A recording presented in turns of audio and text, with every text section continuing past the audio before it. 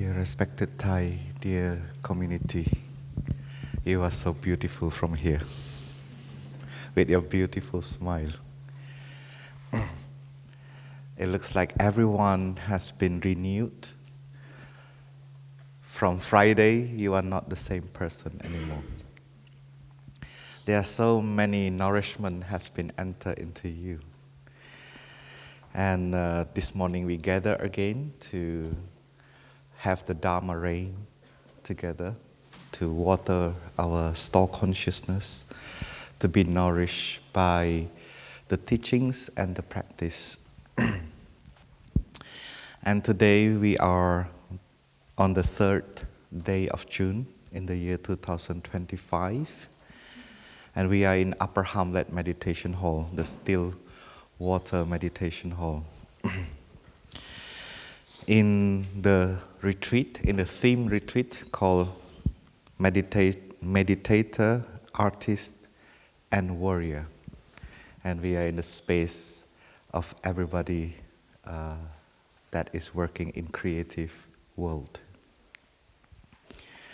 And this is so wonderful to have all of you here to practice together, to cultivate joy together. I think joy has been an experience in this retreat. It's no more an intellectual knowledge. Yeah? I think many of you have touched that. And since the retreat is about creativity, art, and many other professions in the artistic world, so I also do my best to contemplate on what does it mean and how can that be my daily life. I'm not, or I cannot say I'm a professional artist, but I think each of us, when we live our life, is kind of an art.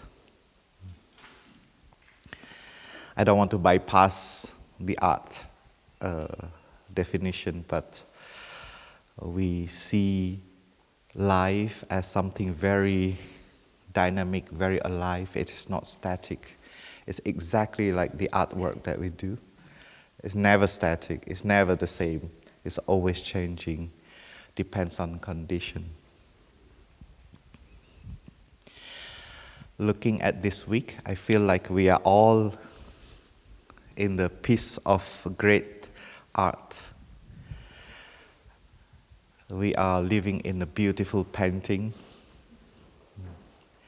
We are walking in this beautiful artwork of the universe with a lot of flowers, trees. They are all very, very intelligent. If you look at them, the color, the shape, they are all very, very amazing. So we live this week in that beauty, in that artwork. And in this retreat, we also have a chance to listen to a lot of music. So our eyes has been exposed to beauty, and our ear also has been exposed to beauty. We allow that beauty to enter to us. And then the last one that is the most amazing is the construction of the community. We see that now everybody is contributing. When we do music, everyone just jump in and play and just improvise. And we just enjoy one after another. So we are a great piece of art. And this morning, we practice the guided meditation, knowing that we are also our parents. Our lungs are the lungs of our father and our mother. Our back is also the back of our father and mother. And our feeling of ease is also the feeling of our father and mother. And that is just an example that we are not a separate self. We are a combination of many things. We are ourselves an artwork. An artwork from the air, the artwork from the earth, from the sunshine, from many other things that creating who we are today. And most important is also our experience of life.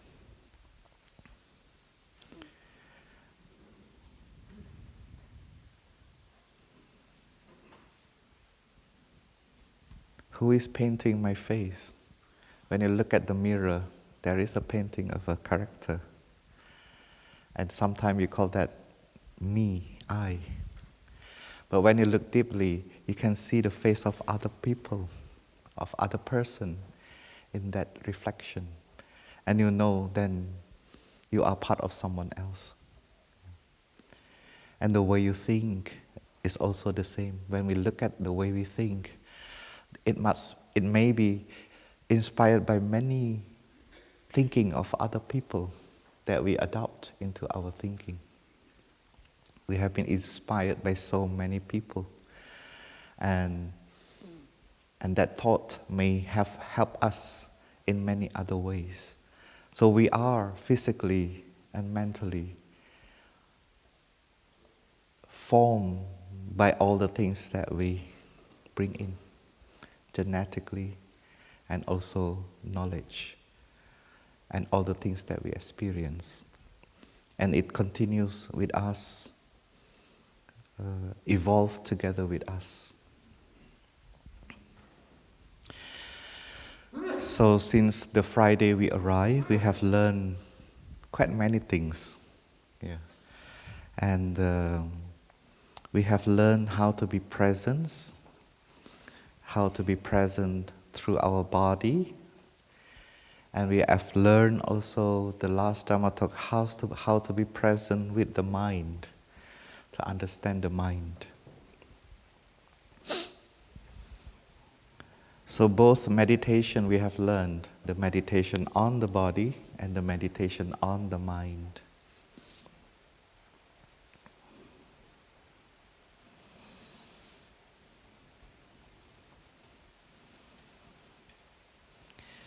After we prepare the material, now we want to do the artwork, the body and the mind. What can we build with our body and mind so that we can have a chance to get in touch with our suffering and to take care of that suffering and cultivate happiness in our daily life.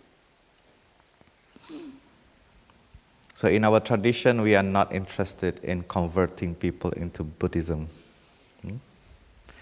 But we are very interested in the conversion of suffering into happiness. The despair into hope. The chaos into peace. That is the artwork that we want to do as a practitioner, as a meditator. And in order to do that work, we really need to be a warrior. We need to have that specific courage to get in touch with pain. Because happiness is part of life, but pain is also part of life. As we have learned from the Buddha, there are 4 truths in life. The first truth is there is ill-being, there is suffering. So when we suffer, it means that we have already the first truth in our hand. And if we know how to cultivate joy and happiness as we have this week in our retreat, you experience it, that joy is real and happiness is real, friendship is real, then we know that the second truth we already experienced too. And then we have to ask ourselves, how can this happiness come about? How can this suffering comes about? So this is also the 2 other truths that are very important. We call it the cause of the suffering and the path to happiness, or the path of happiness.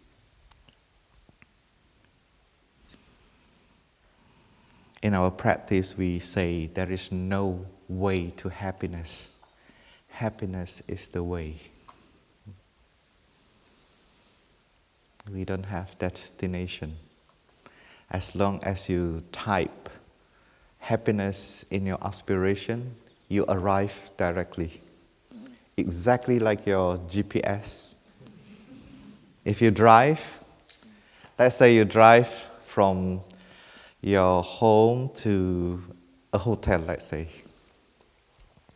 Then you will type the address of your hotel, and as soon as you type the address complete and you click OK, directly where you are at that moment become blue or become green.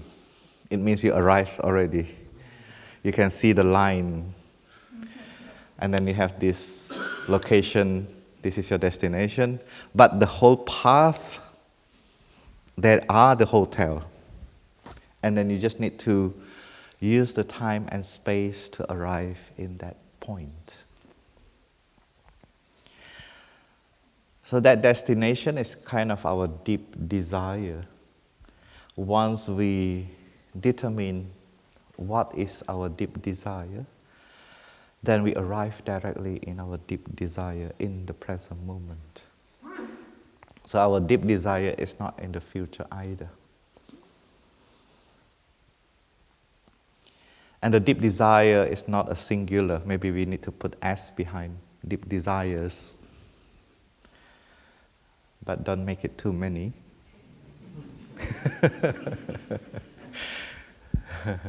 We can have one and go deep also. That is also nice, yeah? The Buddha has one desire, is to understand suffering. Very simple and very deep. Suffering of oneself, and then to find way out from that suffering. What is that actually?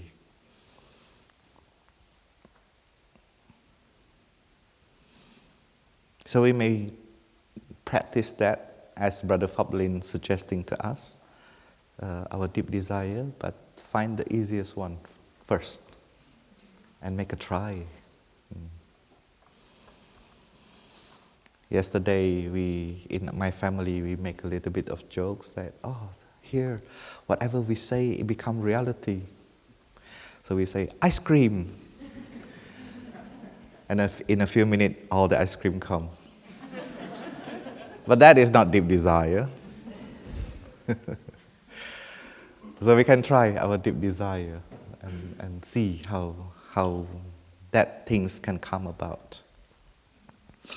So thanks to the deep desire of the Buddha, today we learn the art of suffering and the art of happiness.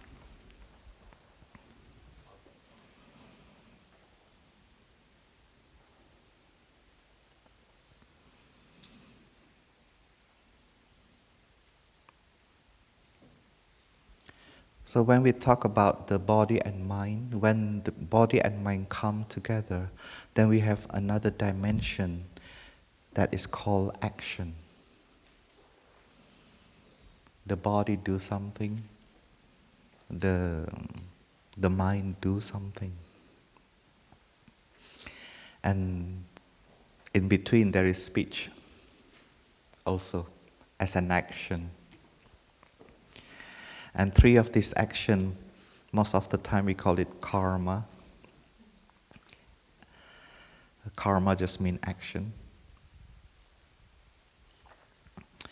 And sometimes it is explained as a progression. You start your action through thinking, and then you speak it, and then you do it. And this action is alive. When it starts in the mind, it is alive.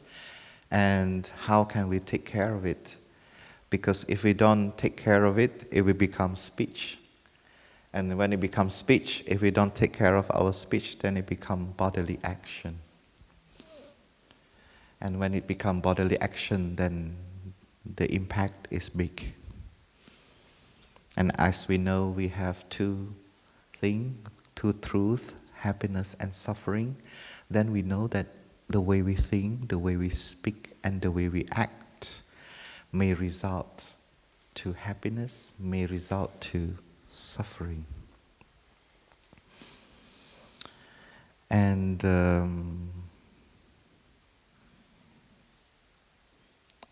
we have learned also that our body has its own freedom to act, and our mind has its own freedom to act based on memory, based on our experience.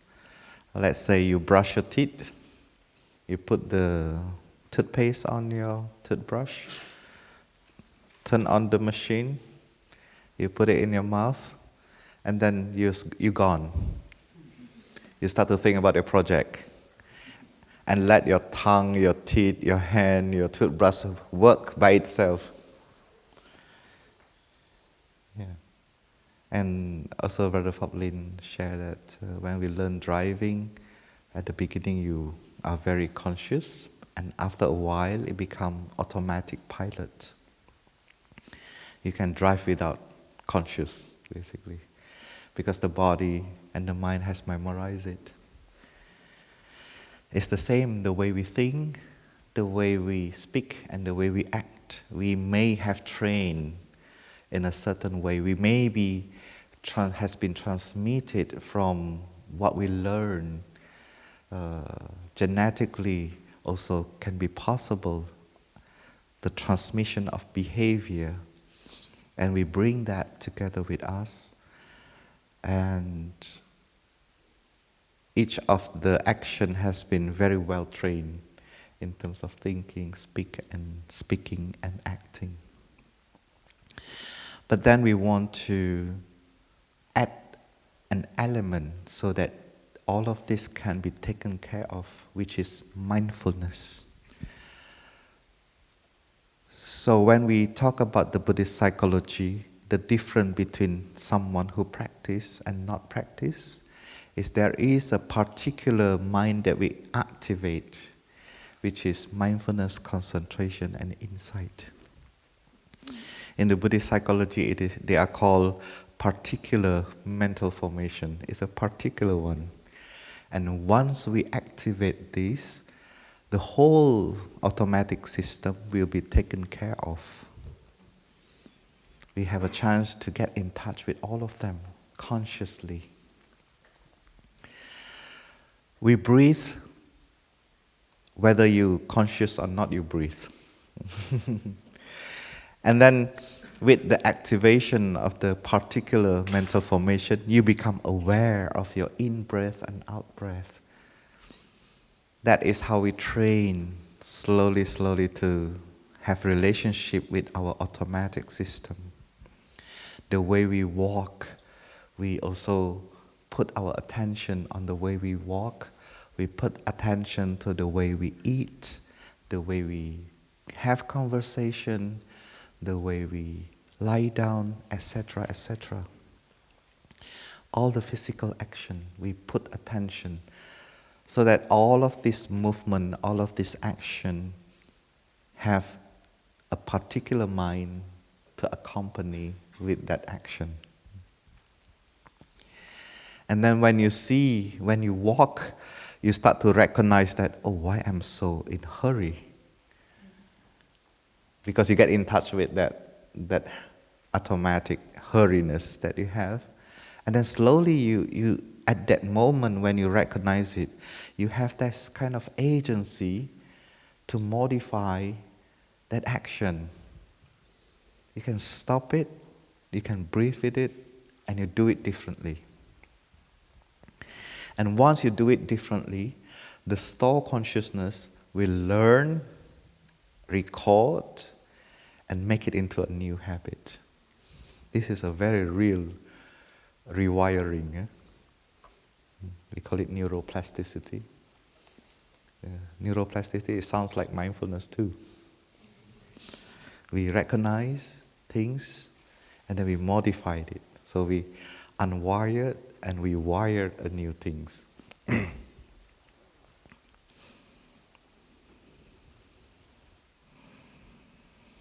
So this is a very interesting things that we have learned, that we have this agency to accompany what is happening. And if we see this thing is bringing us to suffering, we can change it to freedom and happiness. But first of all, we have to put the address that we want to go to happiness. We should not say, let life bring me where it goes. So we need to consciously type our address that I want to be in the present moment. First, that is the first address, and to have freedom and happiness. That is the address, the city and the postcode, the zip code. And then after that we can say, okay, let us see the journey. Let me enjoy the journey. Because of our habit, from time to time we still go to the wrong path. That is very, very normal. Even the path that you have gone through so many times, even the map has tell you, sometime in the highway, you just go to the wrong exit. Right? But you still don't worry about it because your map will adjust it for you to find a U-turn to enter to the highway again. So that's how important it is to have deep desire as an address, so that sometimes we are not skillful in our life, carried away by our suffering, carried away by our habit energy.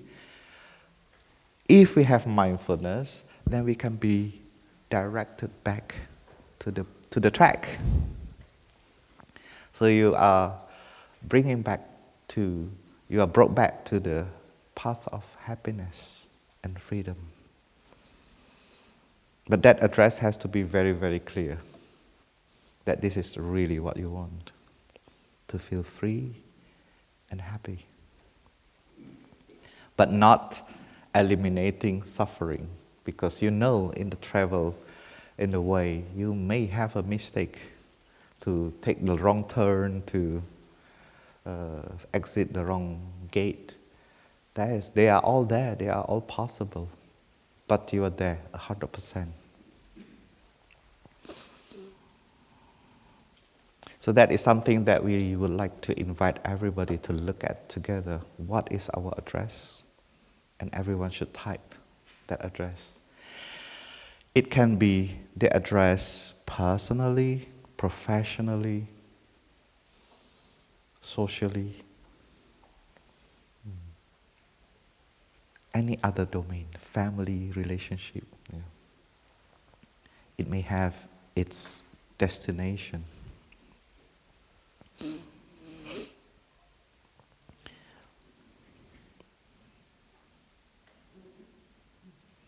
And when you type the address, the GPS tells you how many kilometers and how many times needed to arrive. Right? You can arrive a few minutes earlier, but not half of it. If you try to arrive half speed, faster than it is written, you may have quite a big risk of accident. You have to drive very fast. So no matter option you choose, there is a time telling us already. So we don't need to be rushing. We just follow the path, follow the speed limit. Otherwise you have to pay. So the same with our life. There is a lot of action that we can do, a lot of thinkings that we can do. So each thinking has its own consequences. If we don't do things ethically, then we know that we may have to pay the fine.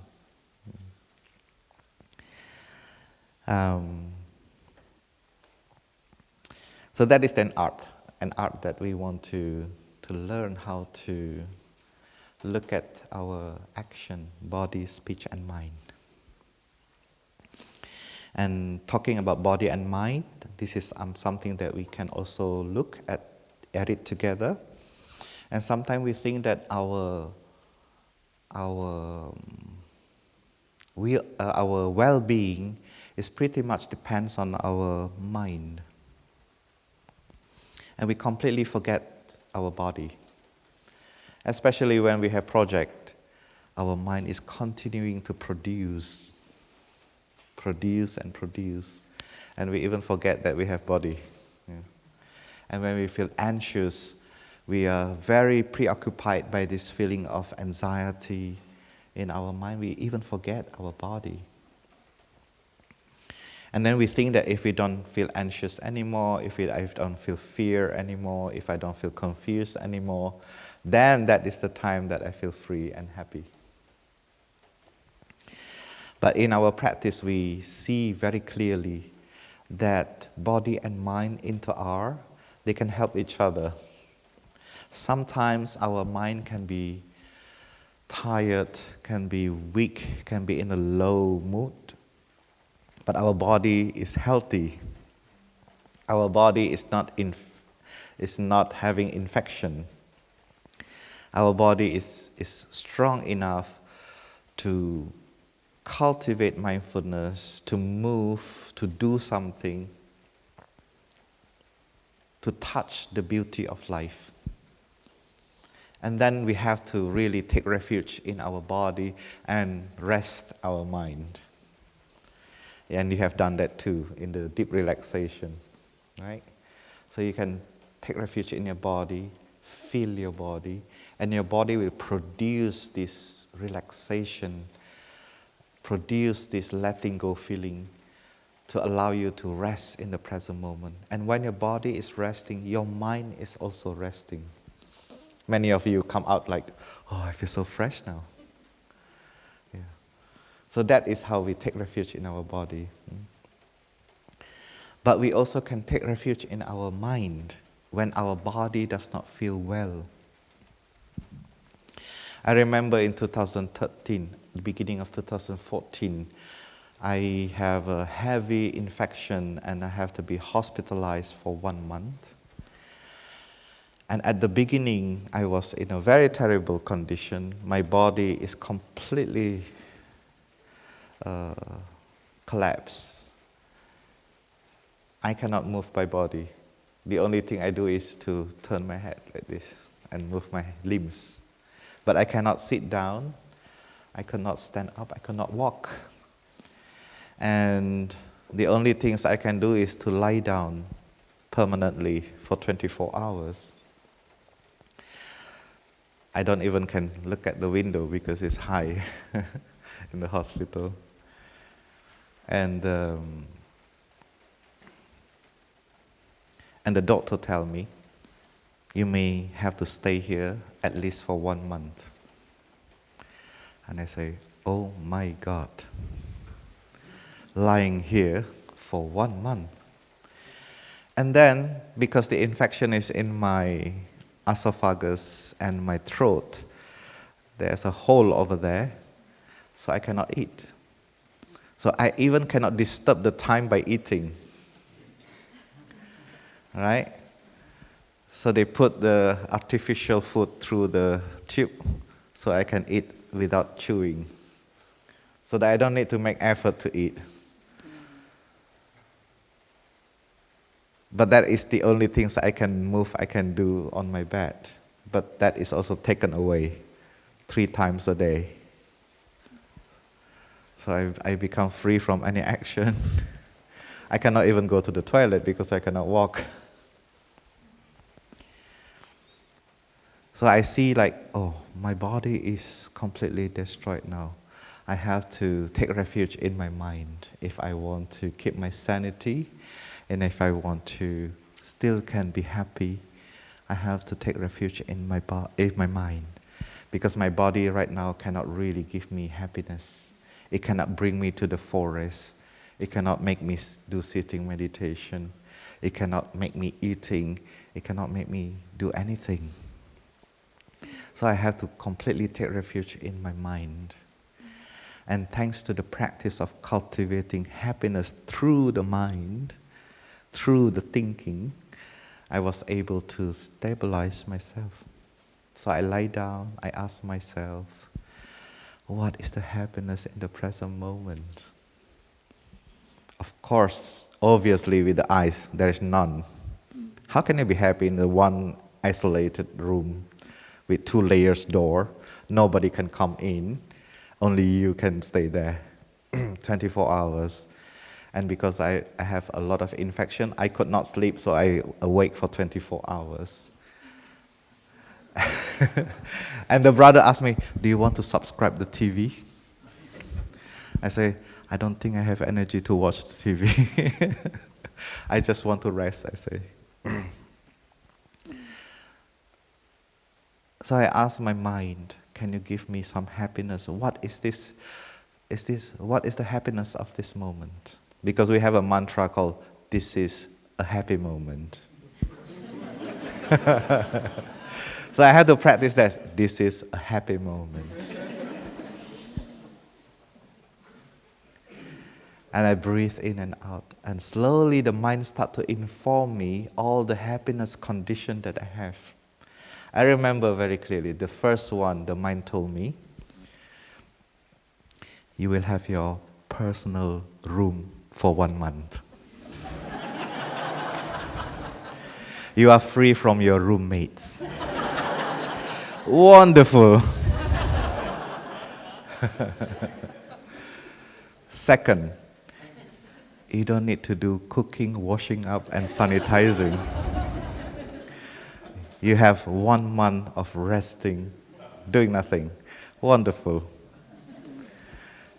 And I have another thinking, tell me that I can do a solo retreat. I can meditate as long as I want. Nobody will, I will not hear the sound of the bell of the next activity. Yeah.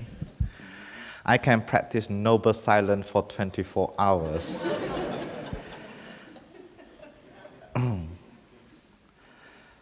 I can do deep relaxation 24 hours. Wonderful. It was my retreat. But then I say, what else? And then the mind tells me, you can build Sangha here.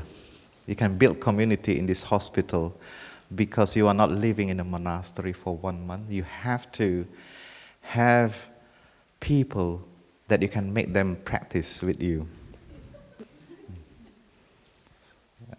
And you already know who they are.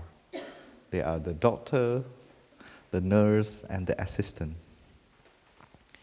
So and the cleaning service, they always come to my room and do things. And I don't want to ask them how are they, because they have this automatic pilot response already. Yes, fine. And we ask people, ça va? Ça va. It's very quick. Yeah. So I don't want to ask this question. I ask this question, are you tired today? So they have to feel, am I tired today? Yeah. Because it's not usual question. So they have to stop. They have no choice. Yeah? And they have to answer my question. Even just a split second, I know that they are there. Yeah. Or sometimes I ask them, how many patients do you have? And they have to count.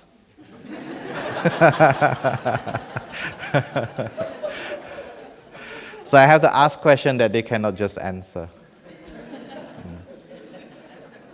And slowly we become like good friends. And especially the night shift, I cannot sleep. And they get bored also. So when I'm not infectious anymore, they all come to my room and we have chat in the midnight. And we have like gossip and everything. Talk about other patient in another room.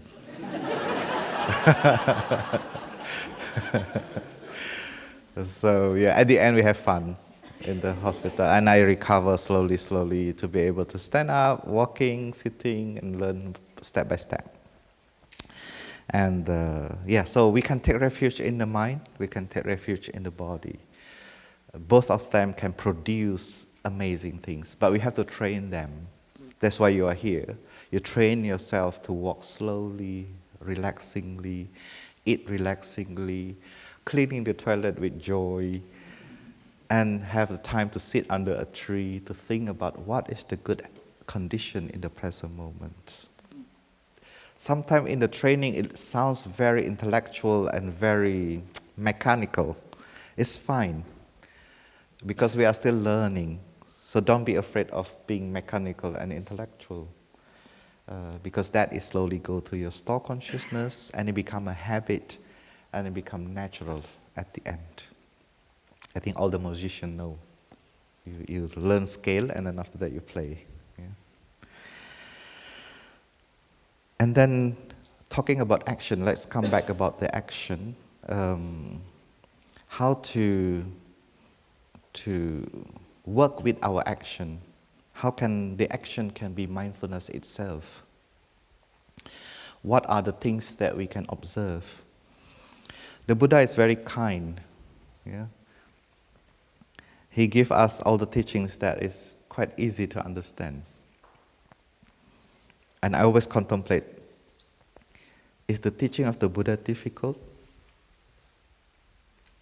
And I have a feeling that it should not be difficult. If it is difficult, it's not the Buddha's teaching. Because otherwise, if it is difficult, how can there be so many people in the past practice and join his teachings? It's impossible.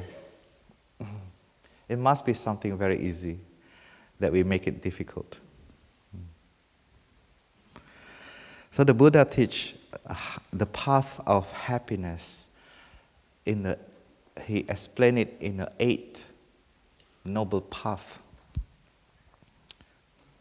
I think it's good to write on the board so that it's more visual.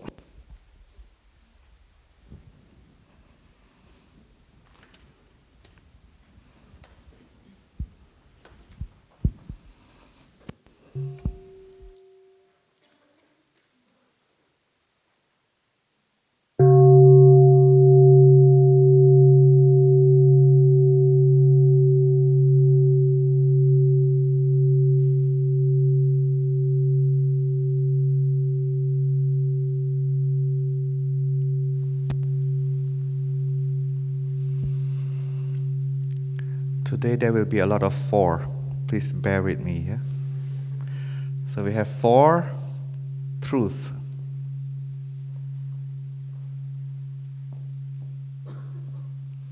Four noble truths, no, we say.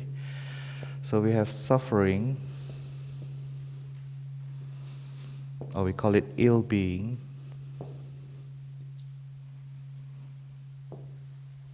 We have the path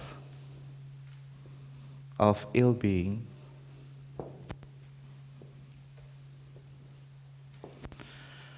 And we have happiness,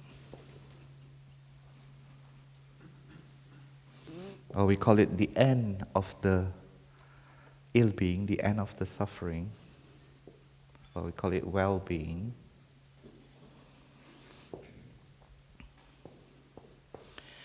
And the path of well-being.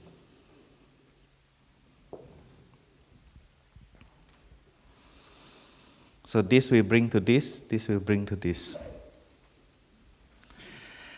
And when we talk about the path, the Buddha talked about the 8 noble paths.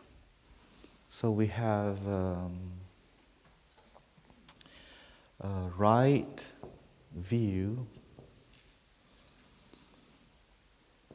right thinking,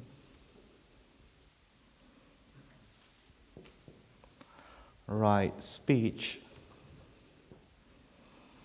right action or bodily action, right livelihood, right diligence,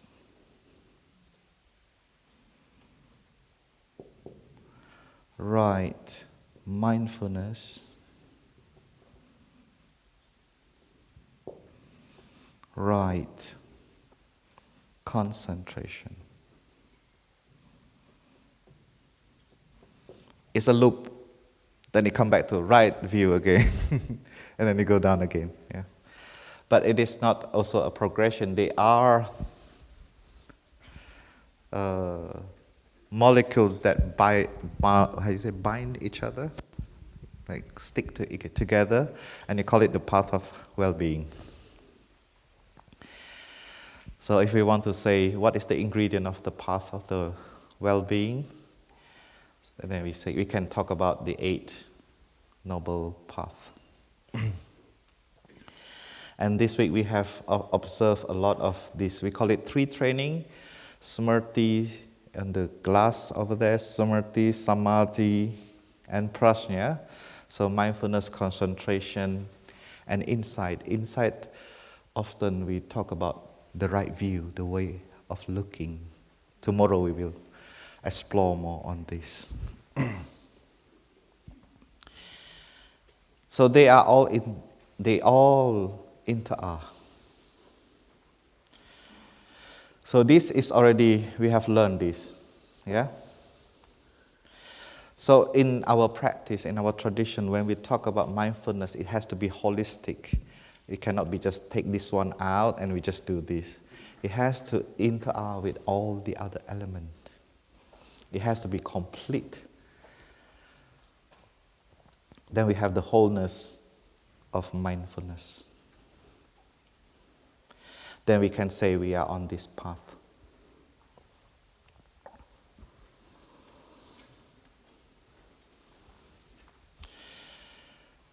And I want you to invite you to look at this. Right diligence.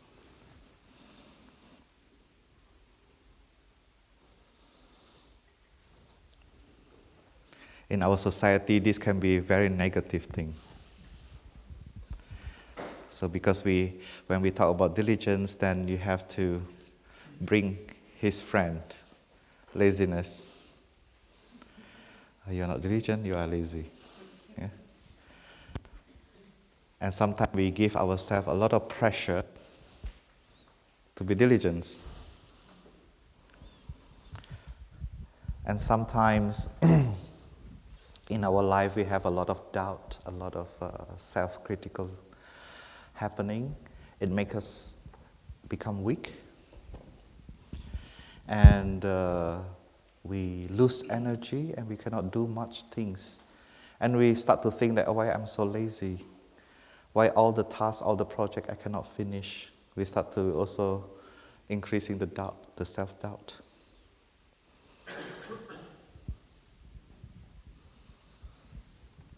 There's a word on that. What is called procrastination? Huh? Procrastination.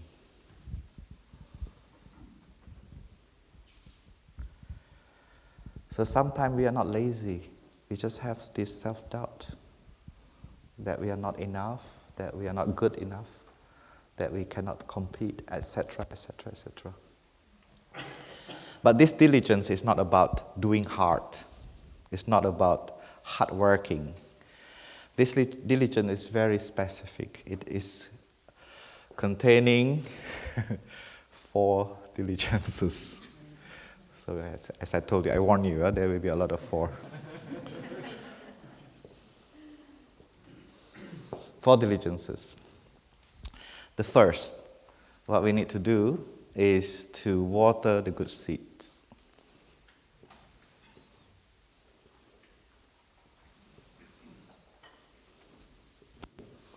Water good seeds. It means cultivate happiness, cultivate well-being, because well-being is like a plant. You need to plant it, you need to cultivate it, you need to multiply it, you need to take care of it. And the second is stop or do not water the unwholesome seeds. So with mindfulness, maybe you recognize already you have a certain pattern of action that bring you suffering, and you want to stop to water that. Like blaming yourself, self-critical, this kind of thing. When you recognize it, we stop. There will be more. I will explain more about this unwholesome seed. What else? Yeah. But everything that can bring us to this path, we want to stop it. We want to stop the journey. Now you have the destination, you have the address. Now you can decide to make a U-turn. So this is a U-turn. Yeah. And then there's another condition. What about is your good or wholesome seed is already there? Yeah. So it's already arise. You already feel some freedom. You already have happiness. After practicing, you already touch peace. You already touch friendship. You touch a little bit of freedom. That is the wholesome seed that has been manifesting in your experience. And so what we do is to maintain, to make it as long as possible, because they are all impermanent.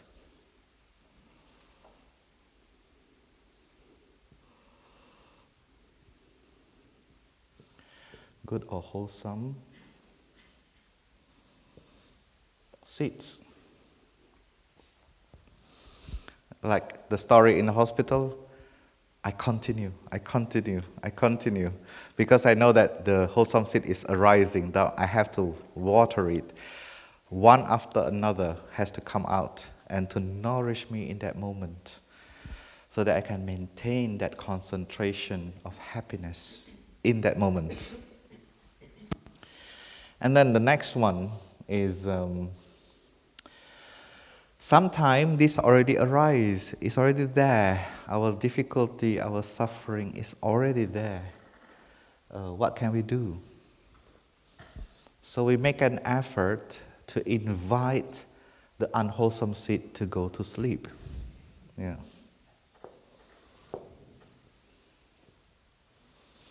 Inviting the unwholesome to sleep. Yesterday, 2 days ago, Brother Fablin shared that now you are not angry, it does not mean that you don't have anger. Your anger is sleeping. Keep it sleeping. But sometimes, based on condition, it arises into our mind consciousness and hijack the whole space, not only the mind but also the body. Yeah.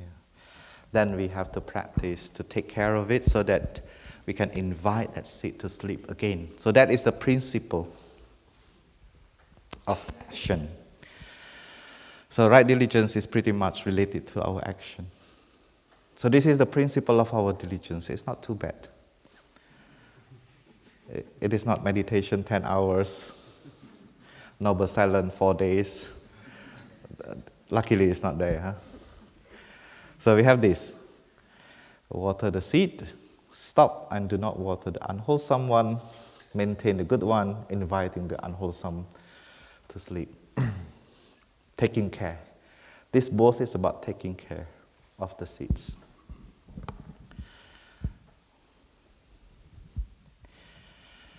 So the unwholesome seed can hijack the whole system. It means the happiness, the wholesome seed also can hijack the whole system. And that is why there are people you want to be close to, and there are people you don't want to be close to, because of the energy that is coming out from that person. Depends on which seed is dominant at that time.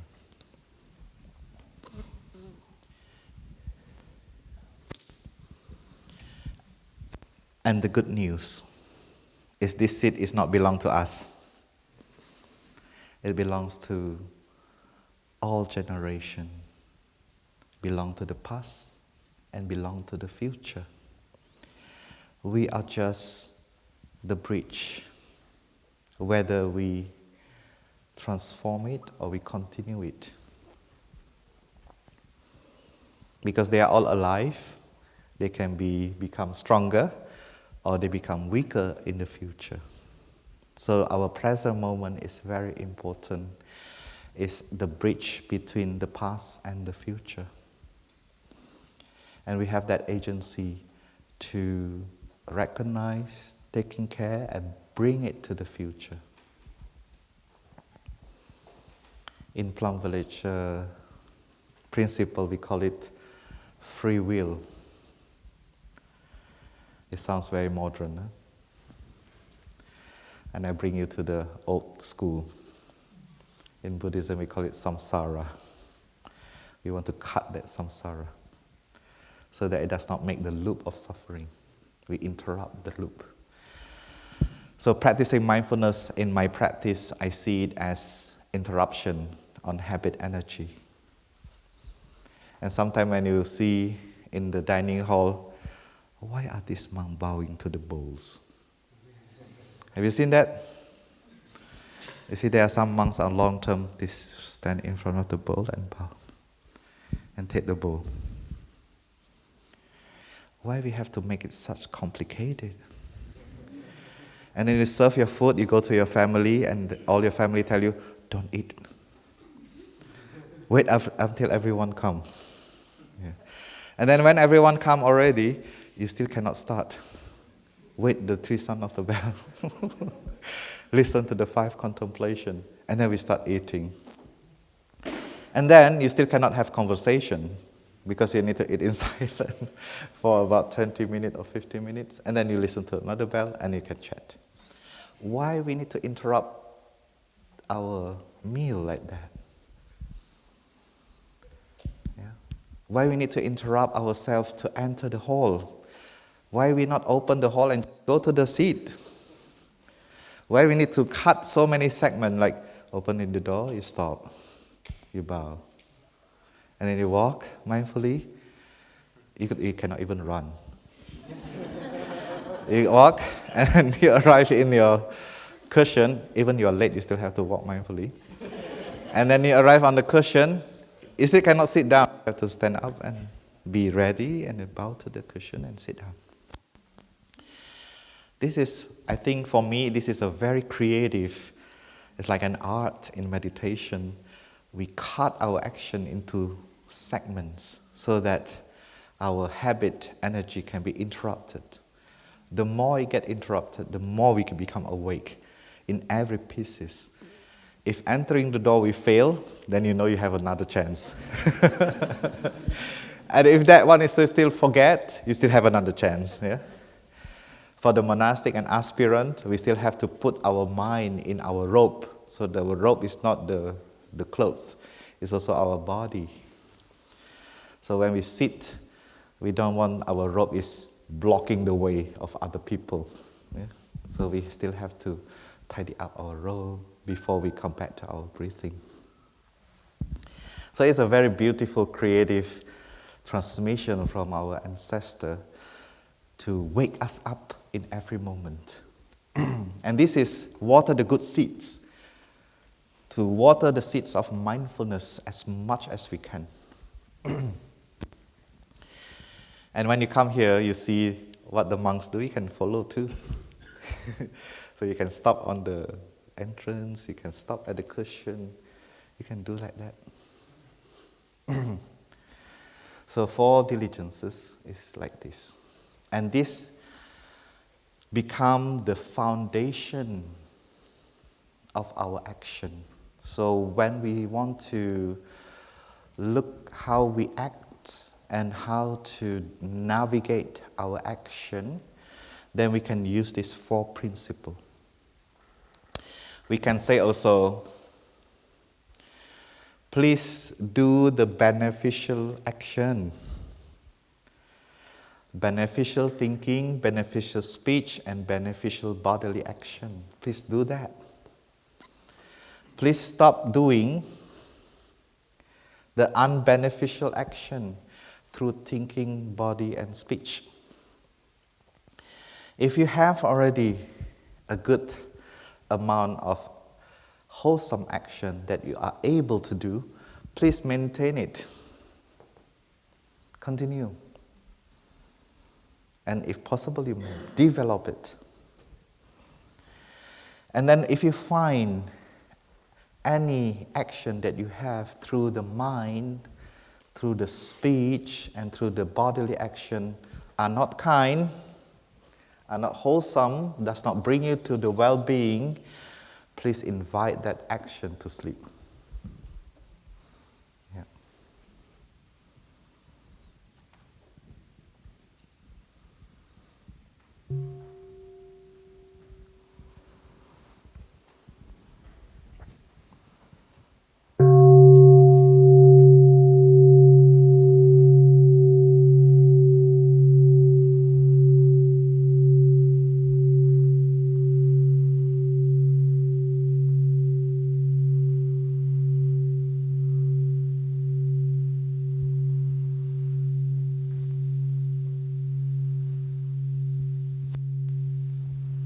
So our mindfulness has this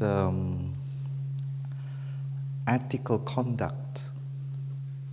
We call it ethical conduct, how to conduct ourselves. And our ethical conduct is based on well-being and ill-being. It's not based on devotion. It's not based on what is good and what is bad. It's not based on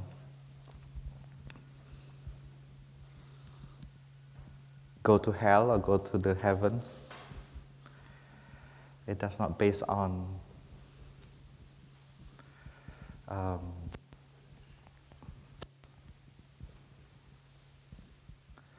shallow morality.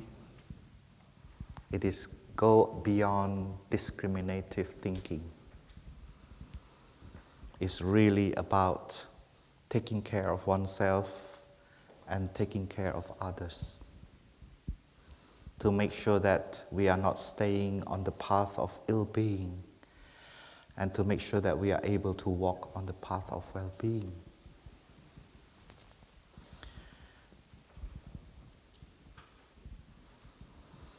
And we can also translate watering the good seeds as energy. We put energy in the wholesome quality, and we take out the energy from the unwholesome. And they both inter-are. They both inter-are. We don't do it separately. There is no such a thing called energy of the wholesome and you take it out. Where do you want to put this? It is not working like this. So we have this energy that brings us to unwholesome. We take this energy and we transform it into the wholesome. So it's like the dry leaves, the death leaf, we make it into the compost. So when you see the flower, you see also the compost inside. And when you see the flower, you already see also this is the compost to be. You can make a transformation.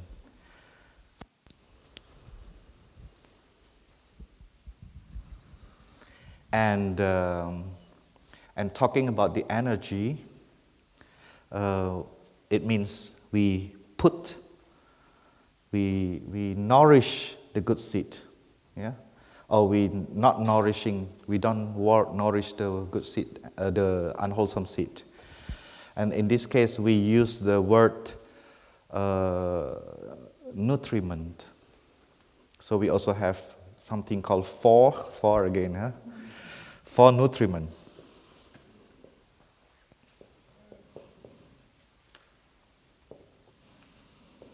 We have four nutriments. Where can we water the seeds? Where can we stop water the seeds? From where?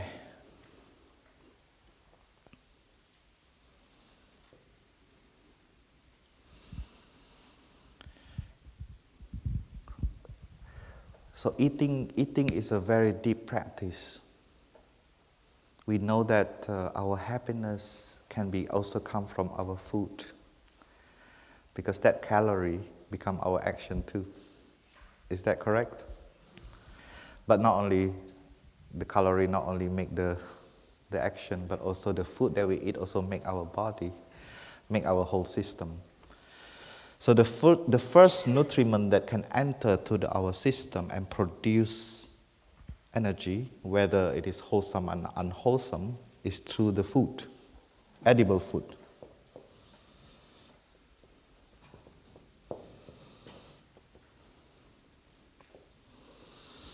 So this is very important. And when we practice deep looking in eating, we overcome the complexes. The complexes of living being and non-living being, plants and human being. We overcome that. Mineral, we overcome that. Your attention this morning, listen to my Dharma talk. Is that yours? Or it belongs to the bread that you eat this morning?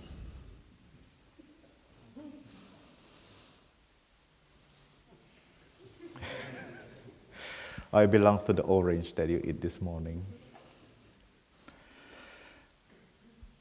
So we know that this food that I eat can become happiness or suffering too. It depends on where I put the investment of that energy.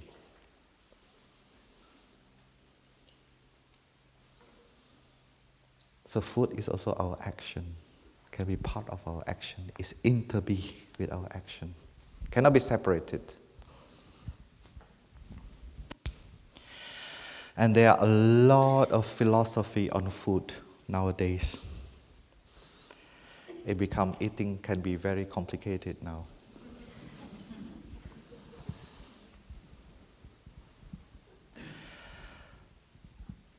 There are very big possibility that we cannot enjoy eating anymore because there are too many intellectual thinking. So sometimes we eat, we don't think about what is the food anymore. When you go to the table, you think about how much calorie of carbohydrate, how much protein, how much chlorophyll that I need to eat. That's very sad, huh?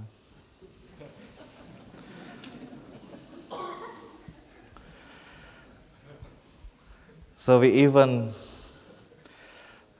don't see the lentils anymore. We don't see the salad anymore. We don't see many things. We only see the nutriment.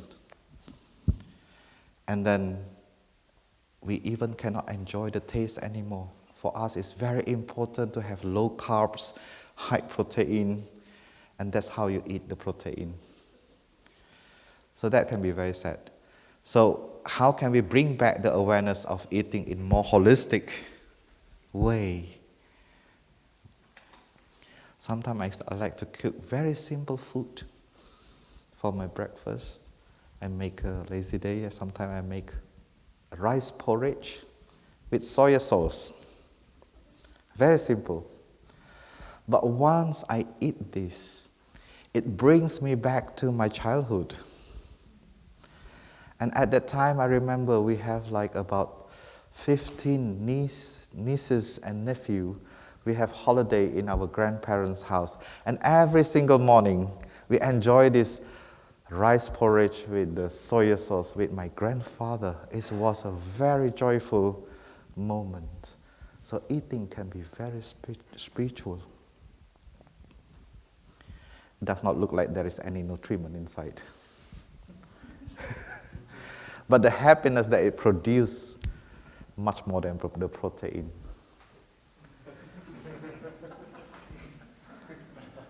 I'm not asking you to eat porridge and soy sauce only. Yeah? This is just an example that eating can bring happiness, can bring you to the dimension where you want to be, can also bring you to the future. This is something that I want to transmit to the next generation, to be able to enjoy this. Because I don't know, in 50 years, do we still have lentils for the next generation to eat? So we eat for them in moderation. Yeah. The second, where is the source of energy that we can receive? From the sense impression.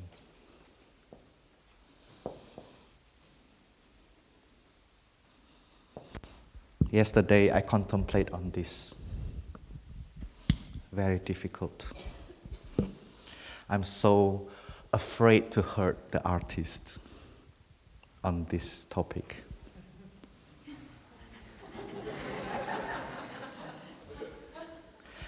Because it's related to what we listen and what we watch. You may be inside of it.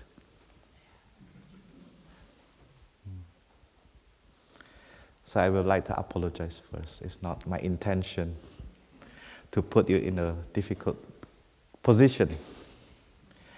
I just want to present how the mind works. So please don't blame yourself too. Okay? You have done a wonderful job. Many sacrifices that you have done to make who you are today. But I just want to explain to you that each eye that watch, each ear that listen, it takes an energy and it influences these seeds.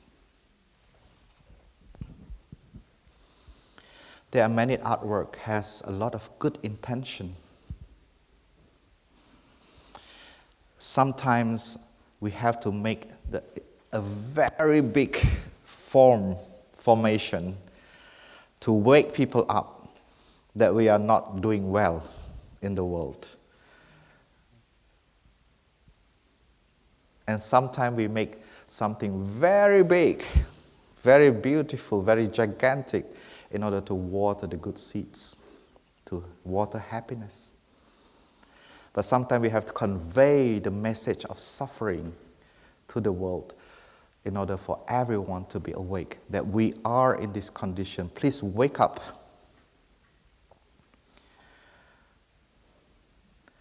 And sometimes we want to present the things that people cannot see in the media.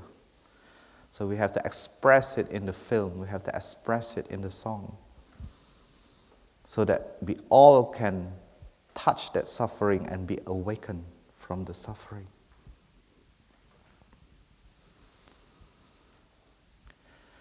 But the things that go through the sense impression can go to the wholesome seed, can go to the unwholesome seeds.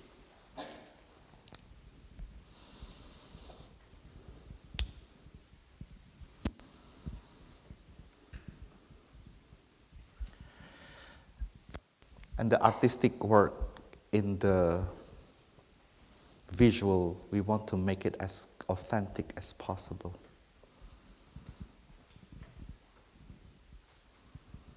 And sometimes the violence visual can be very authentic in the film.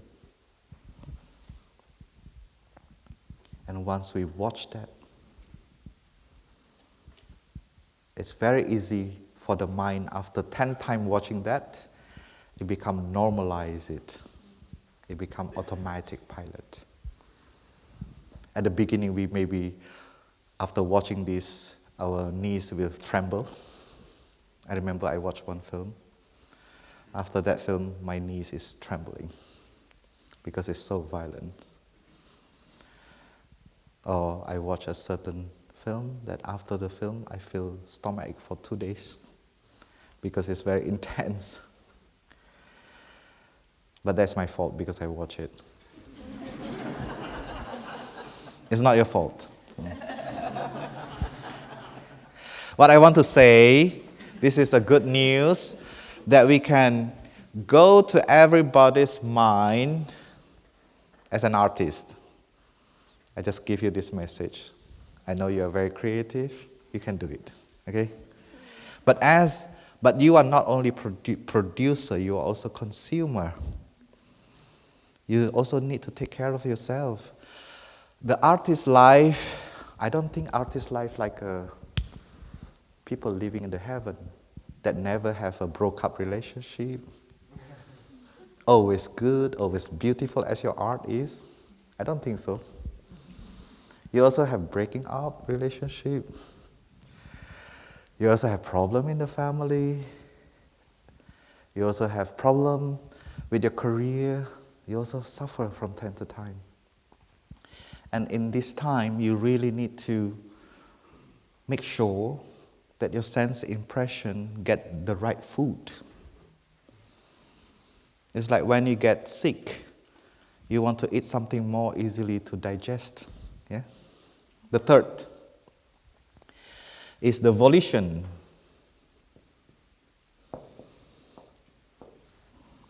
Volition is a very strange word. Huh? It's your desire, it's a deep desire, as we share. Because your deep desire can give you energy. Sometimes when you have a very good project, you are very much in it, you don't need to eat. You will survive for that day. And the day after, you eat only one meal per day for about a week or 2 weeks. Because that project is so inspiring. So your energy is not from only the food, but also the things that you desire, the things that you really want to do.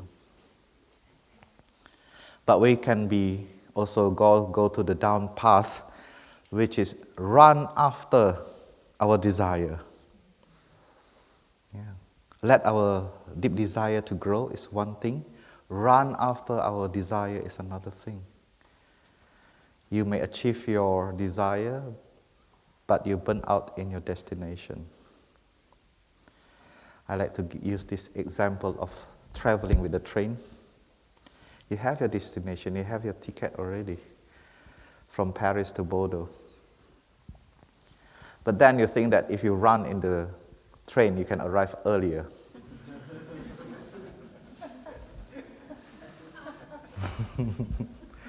And then when you arrive in Bordeaux, you feel very, very tired.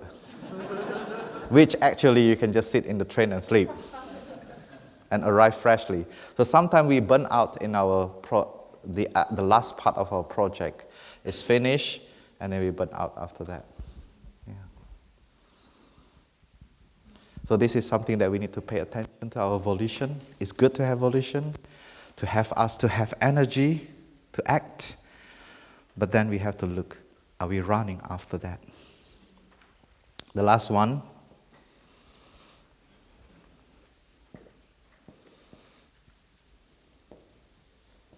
consciousness. Consciousness is also a kind of food. It brings you nourishment, a lot of nourishment. This week, we consciously bring everyone together, live with a different kind of consciousness. Because everywhere you go has a different consciousness. You go to the train station, have a certain consciousness. You go to the entertainment industry, there's a certain kind of consciousness. You go to,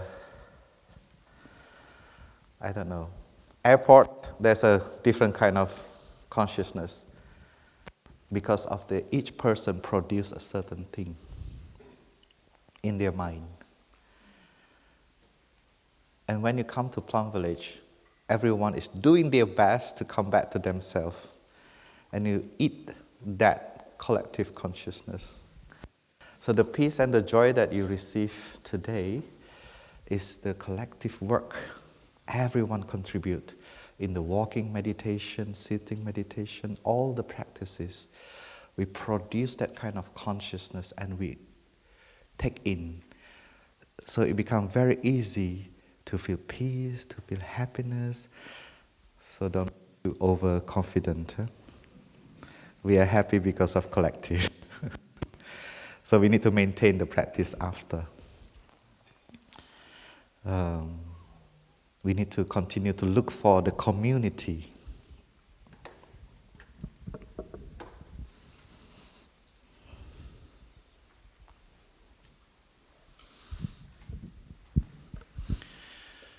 Let us listen to one sound of the bell.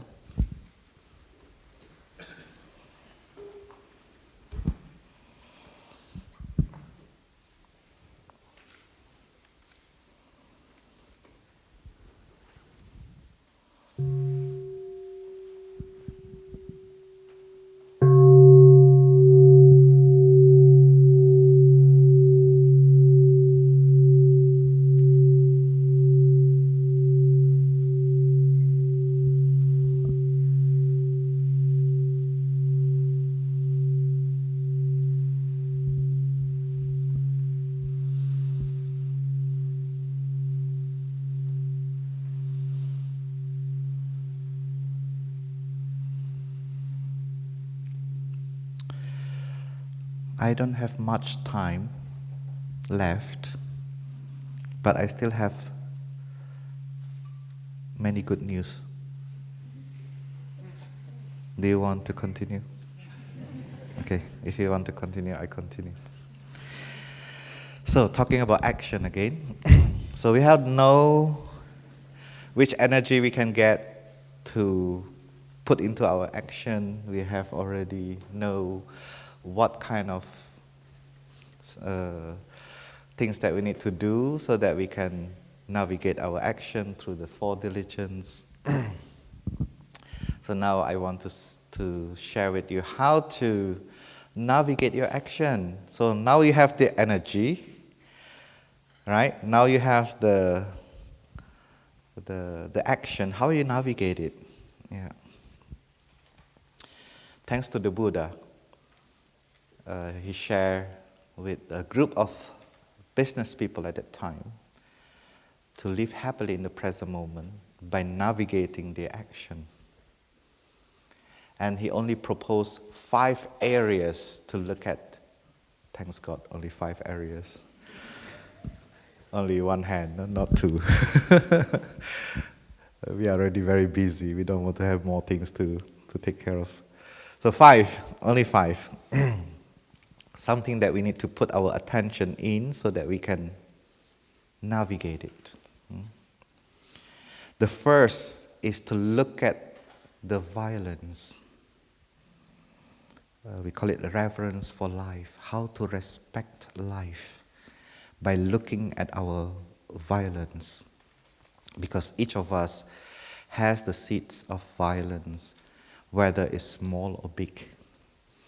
And our violence is standing on our wrong perception, and our fear, and our discriminative thinking. So we want to look at that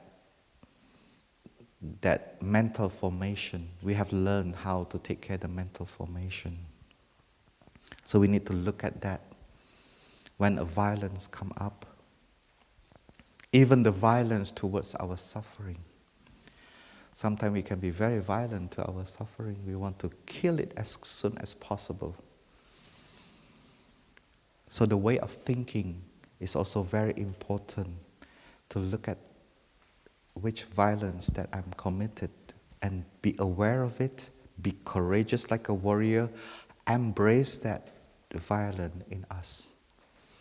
If we cannot do it by ourselves, we look for a Sangha to help us to take care together, produce the energy of mindfulness. The second area that we want to look at is the way we are feeling happy.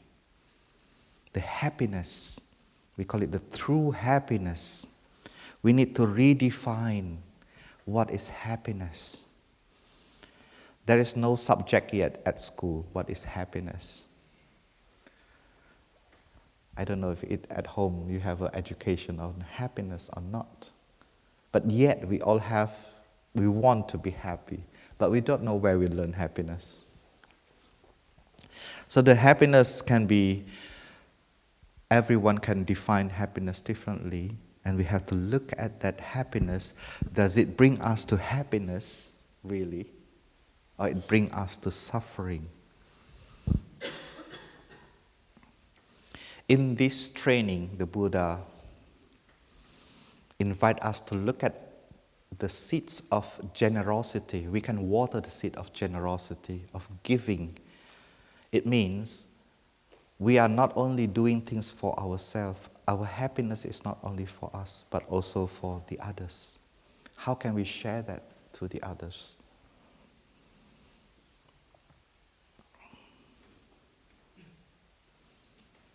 And to learn to tell us also, our happiness is really depends on our mental attitude. It's not depends on the external condition. Like the example that I give you when I was in hospital. It's obviously, it depends on my mind. It not depends on the place. It's not depends on the condition, the physical condition that I have.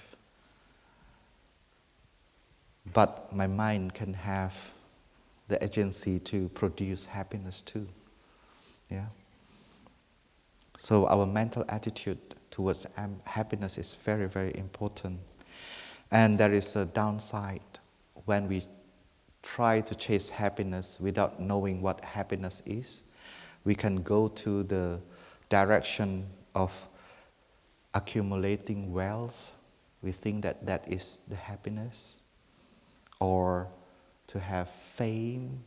We think that will be the happiness. Or we can go to having a lot of power. We think that is happiness.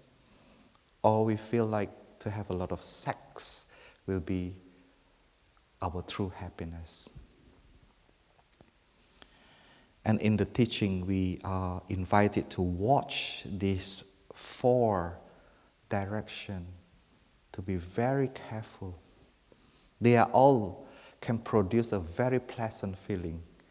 The wealth, the fame, the power, and the sex, they can all produce a very, very good feeling.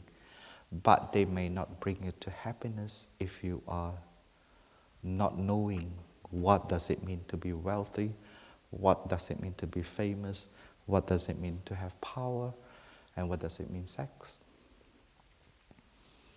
We need to be mindful of it. We want to shine light on mindfulness on these things so that we can really get closer to our happiness.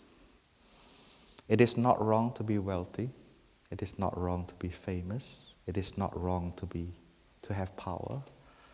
It is not wrong to have sex. We all mostly come from sex. Not everyone, but if you come from laboratory, it is different. But most of us, we come from sex. There's nothing wrong with sex. But if we don't know what does it mean, it can bring a lot of suffering. We use the name love, but we feel very terrible in love sometimes. We need many months to recover from the pain because of love. What kind of love is that? So let's go to the next one. We also invited to watch what does it mean, love. So there's something called true love. We want to invite everyone to look at true love. Where we learn love, where do we learn love?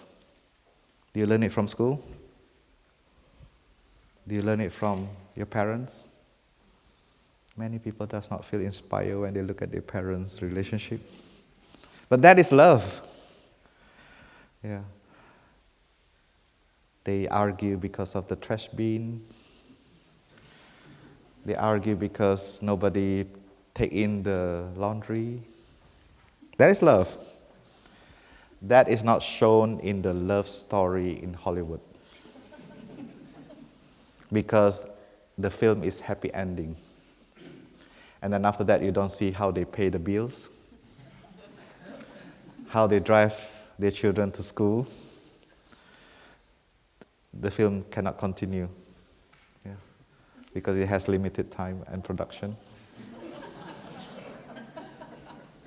But then we capture that is the love, and we want to realize it like that.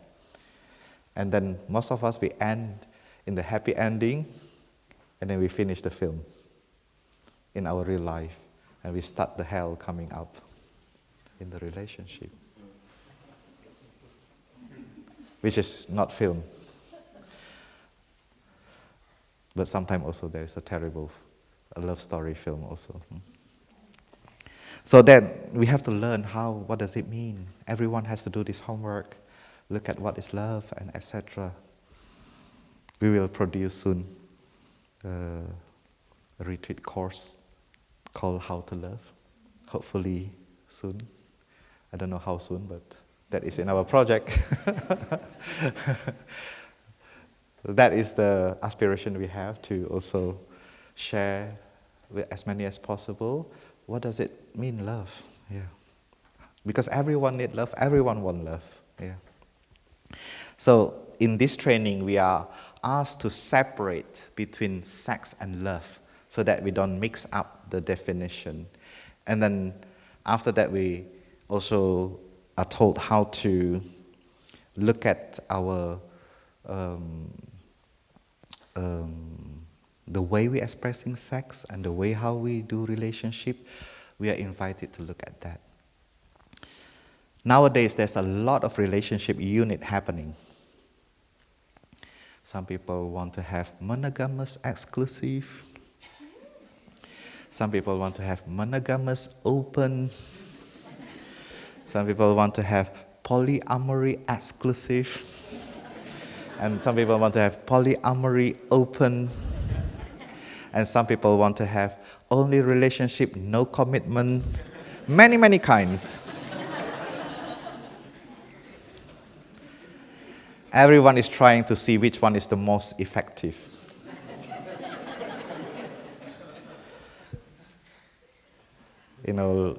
Living in a monastery, we see people from all over the world. There are people come to me, they are monogamous, exclusive, their relationship is terrible. There are people come to me, they have this monogamous, open relationship for 10 years, is also terrible. And there are people come to me, they are polyamory for many years, but also terrible. Maybe people just when they are terrible come to monk and tell monks. I don't know. When they have good time, they just be silent somewhere. Maybe I got the wrong information too, I don't know.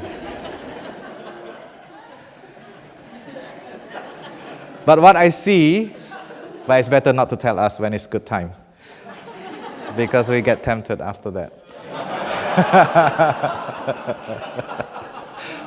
So please keep it with you when you are good, yeah?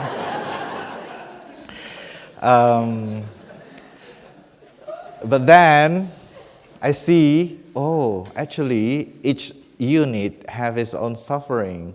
So I cannot guarantee to say that when you are not monogamous anymore, you'll be happier than the others. Actually, the key is in loving each other, in commitment, in love deeply a person or the people. How we love that. Some people say, one is more than enough. I cannot handle two, which is true.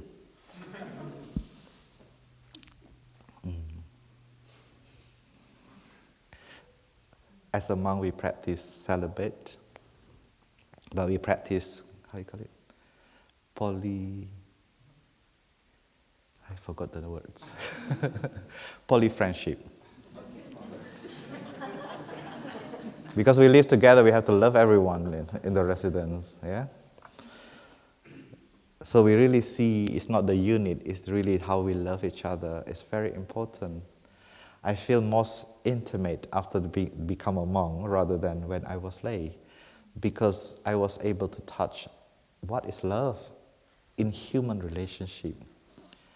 And I don't know, I feel more intimate in the monastery somehow, very strange. Yeah. So love is something, it's really something that everyone is invited to look at. So this training is not to tell you, if you have sex, it's not good, if you love only, it's good.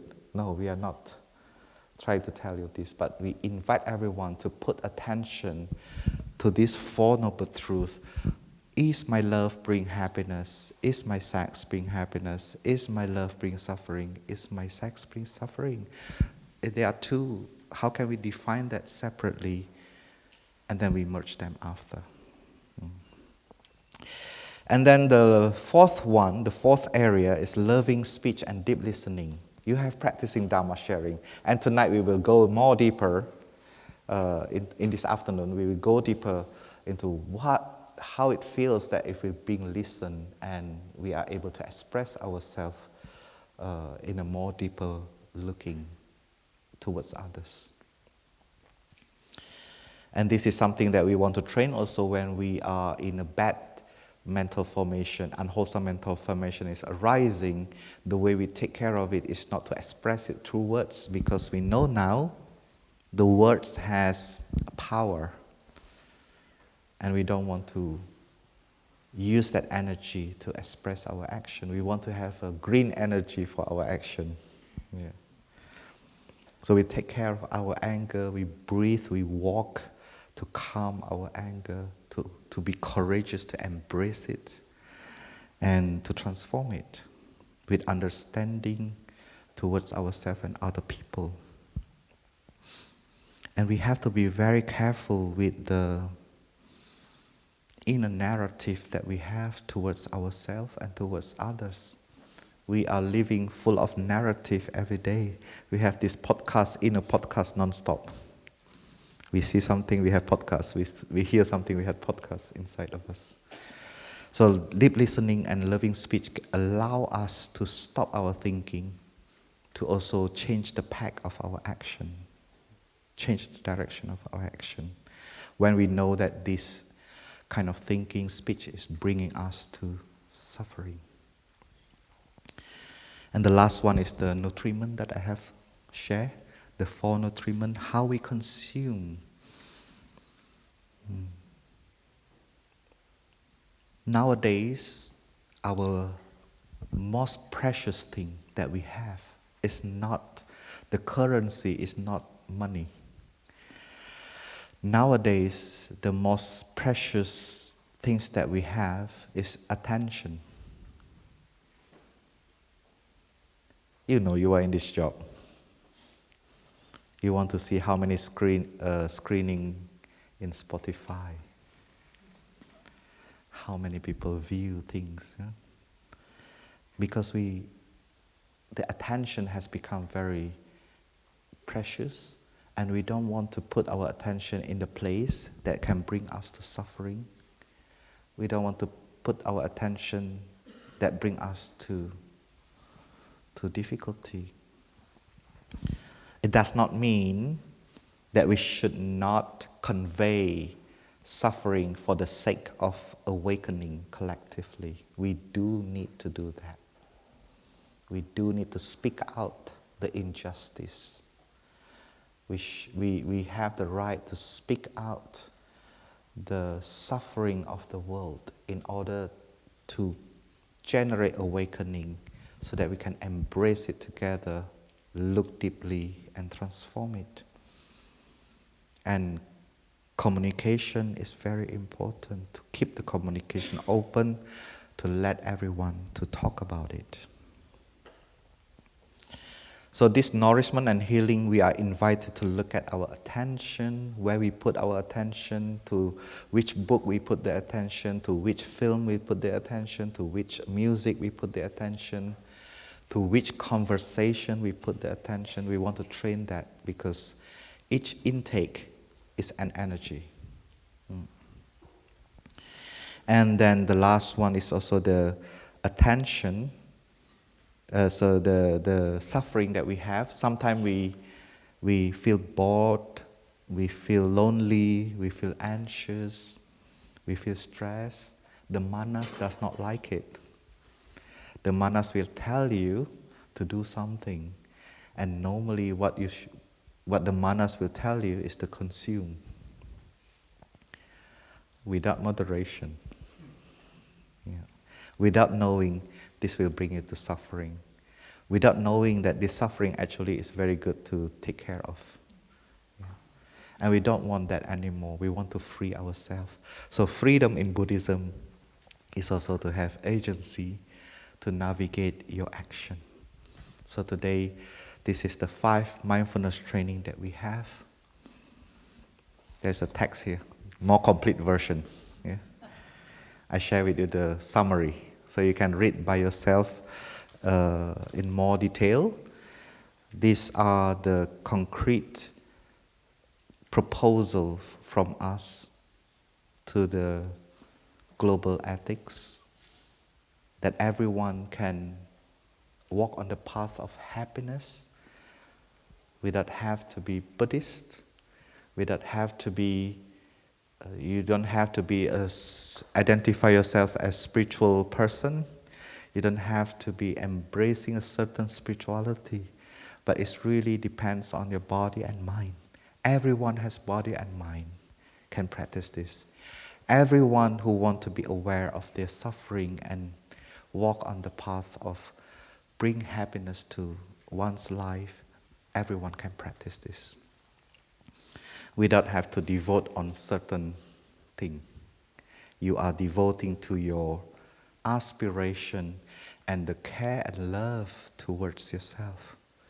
Because the love and care towards yourself is also the love and care towards your parents, towards your genetic ancestor, and your descendant in the future. So this is a very concrete practice of mindfulness. We call this 5 mindfulness training. So the ethical action is also mindfulness, is also the 8 noble path, is also the 4 noble truths. Sometimes if we extract mindfulness out, it may not be complete. Yeah. As Brother Fab who shared the first day, mindfulness is not for well-being only. It's for also being courageous to face difficulty, to be honest towards ourselves, what is happening, embrace it and transform it. So there are 5 mindfulness training here, and then if you are new to this tradition, you can take one and read the trainings in more complete detail. I know that many of you have received and practiced it in your life. And these are all the 5 addresses that you can put in. If you don't find your deep desire, this may help you to find a deep desire to have love, to have happiness, to take care of the violence. Nowadays it's more than needed to take care of our violence, to practice deep listening, to take care of our nutriment. That is good enough as a starting of the desire, and you go deep after that. And we have a tradition, very interesting tradition. For those who feel like, this is so beautiful, I want to put it into practice in my daily life. Even I kind of like afraid to see the sentences, a little bit too much for me if I can do it or not. I guarantee you will not be able to do it. That's why it's called training. It's only those who, I want to train myself to this tradition, to this direction. Then I would say I'm warrior enough, I'm courageous enough to take my first step, to type the address, put into my GPS. And then what we do as a community, we will celebrate it with you. We will do a spiritual party here. On the last day morning, we all will come, the monk will wear special robe to support anyone who wants to train themselves to pay attention to their life in their action. This is and without sin. How amazing it is. Without wrong or right. But it's just an observation on oneself and to navigate your life direction. So we will call it ceremony of transmission of the 5 mindfulness training. And how to participate in that ceremony, we have a form behind the text. You can write their name and aspiration, why you want to practice this, and give to your facilitator. And then your facilitator will give you more information about what does it mean. Yeah. After receiving the 5 mindfulness training, you are not part of a cult.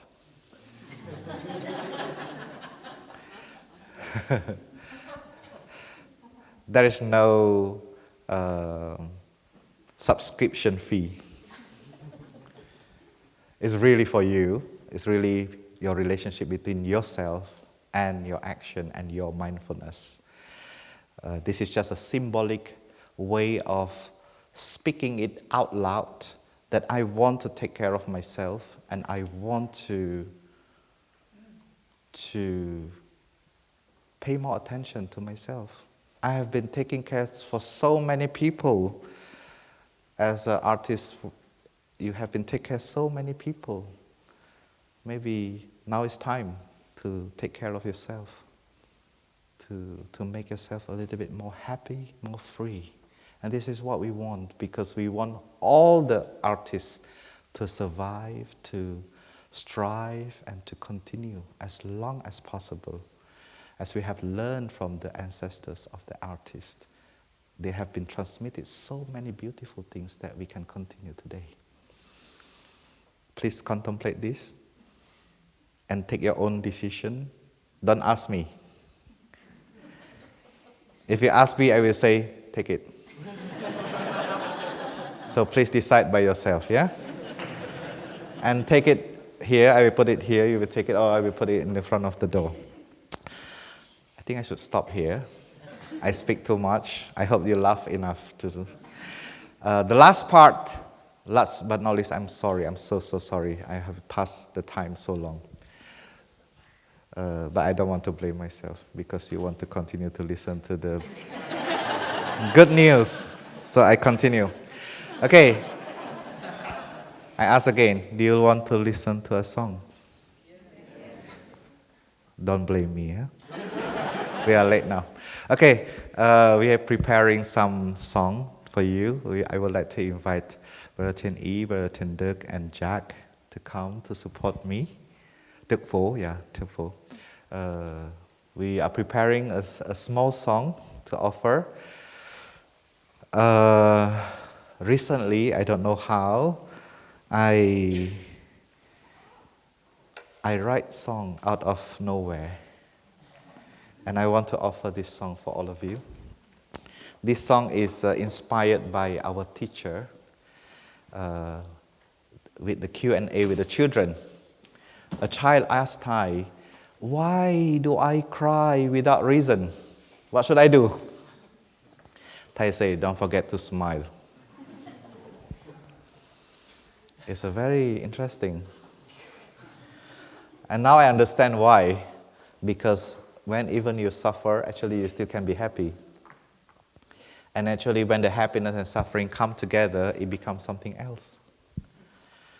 And to remind us that even we are in the very, very difficult moment, we still can have a way to look at what is the good condition, because that is the light at the end of the tunnel, that we can have hope and continue to walk on our journey. Yeah. So this is the song that somehow come out. We may have fear in our heart, we may have anxious, we may have worries in our heart, but this song is telling us, don't forget to smile. Yeah.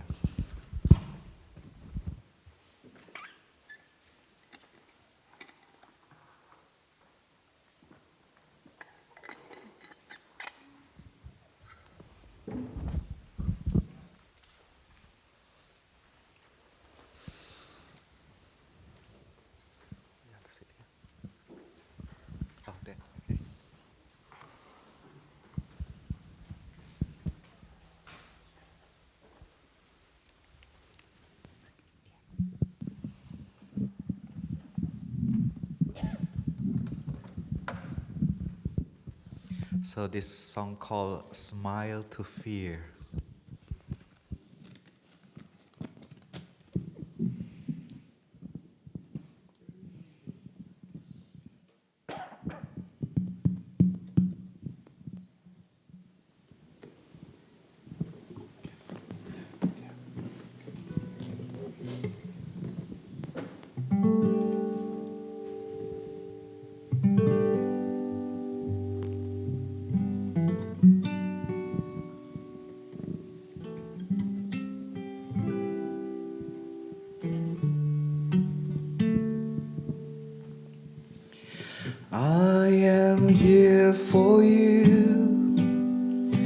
Let's walk together with fear in the heart. In silence, keep moving on. You will see, you will see.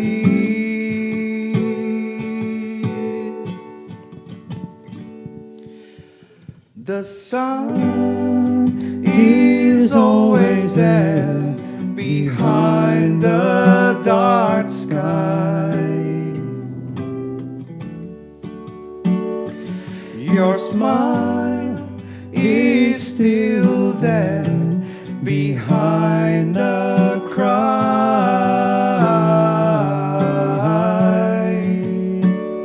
My friend, when you cry, don't forget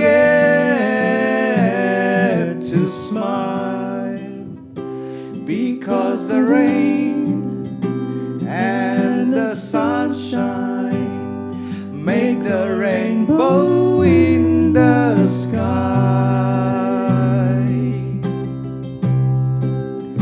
Let us smile, let us smile, continue to smile. Flowers still bloom, rain still falls, the birds are singing on the trees.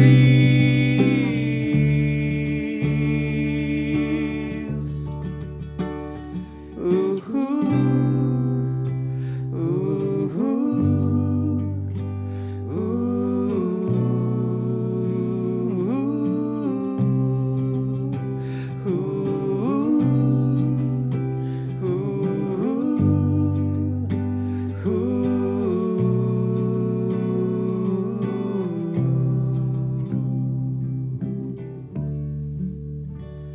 my friend, when you cry, don't forget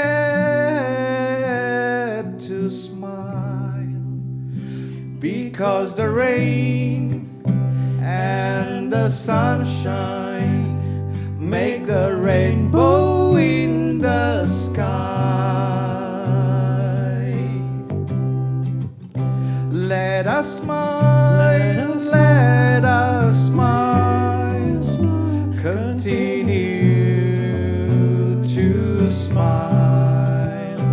Flowers still bloom, rain still fall, the birds are singing on the trees.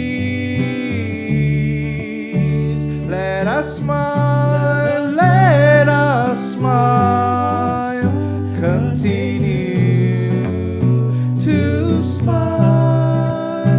Flowers still bloom, rain still fall, the birds are singing on the trees.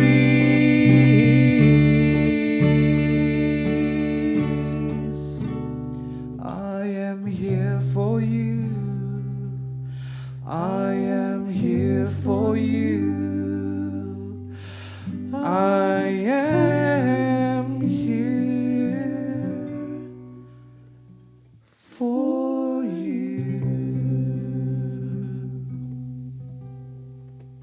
Let us listen to the three sounds of the bell.